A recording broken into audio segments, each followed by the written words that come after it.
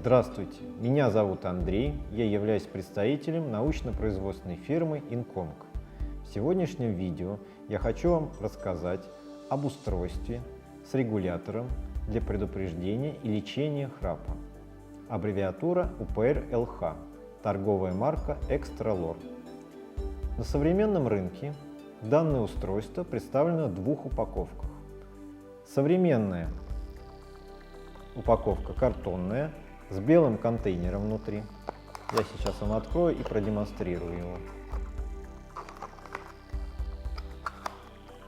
И старая упаковка, красная пластиковая, с бирочкой, которая на красном шнурочке. И то, и другое устройство выпускаются нашей компанией. Итак, давайте посмотрим, что входит в комплект современного устройства для предупреждения и лечения храпа. Откроем коробочку. Внутри мы найдем белый контейнер. Также внутри подробная инструкция, цветная, как пользоваться устройством, как за ним ухаживать. Здесь приведены очень интересные картинки, как нужно его правильно устанавливать в ротовой полости. Открываем контейнер.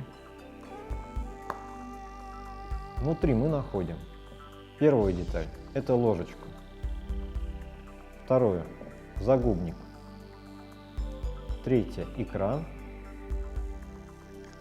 И шнурок с фиксатором, для того, чтобы можно было зафиксировать устройство на голове. Я думаю, что это видео было вам полезно. До новых встреч, всего доброго!